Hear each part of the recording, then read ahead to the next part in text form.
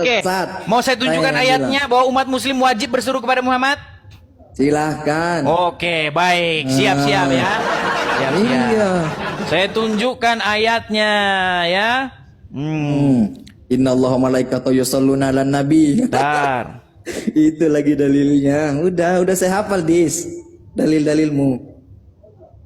Bentar ya. Pelan. Biar saya tunjukkan. Atau assalamualaikum ayuhan nabiyyu. Yang mana? Udah saya hafal, Dis. Baik, coba buka Quran surat An-Nisa. Nisa ayat 64, silakan. baca aja lah. Aduh, nanti cuman saya yang tahu Al-Quran. Enggak, saya tahu, Dis. Apa yang kamu bacakan? Ya sudah, Indonesia, coba saya kamu bacakan. Arabnya. Bacakan Indonesianya sedikit. Nanti saya bacakan Baik, Arabnya. saya bacakan. Saya bacakan Indonesia sedikit karena mereka ini sudah nggak mau lagi menyentuh Al-Qur'annya. Ya, nih. Dan kami tidak mengutus seorang rasul pun melainkan untuk ditaati dengan seizin Allah. Sesungguhnya, perhatikan, jikalau mereka menganiaya dirinya, datang kepadamu,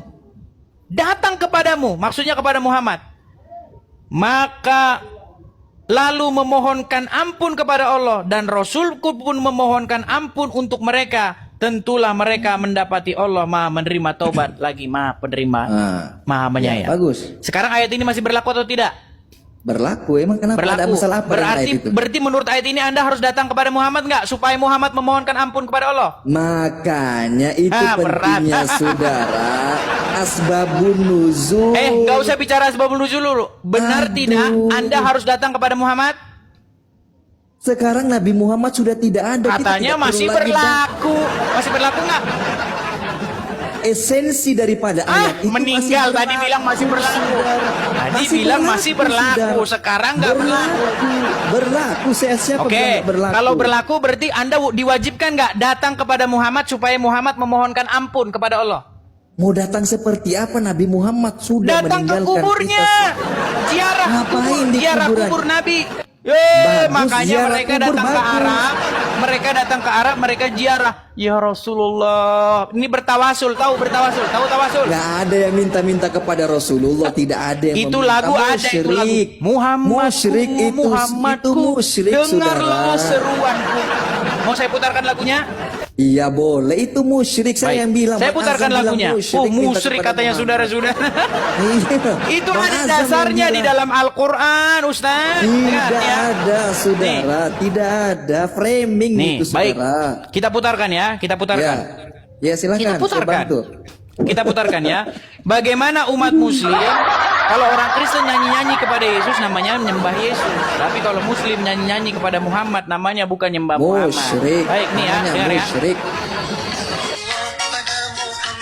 Musyrik itu lagunya, musyrik. Siapa yang bilang? Bang Azam, silakan digugat.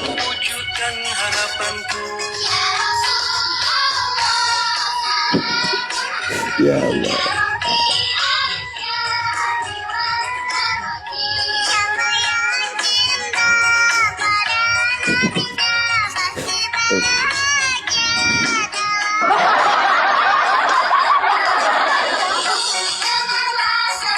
Nah, Muhammadku, dengarlah seruanku. Jadi kalian berseru-seru kepada Muhammad. Ada dalilnya. Nih, kenapa lagu dijadikan dalilnya dalil, ini? Sebentar, saudara. ada dalilnya.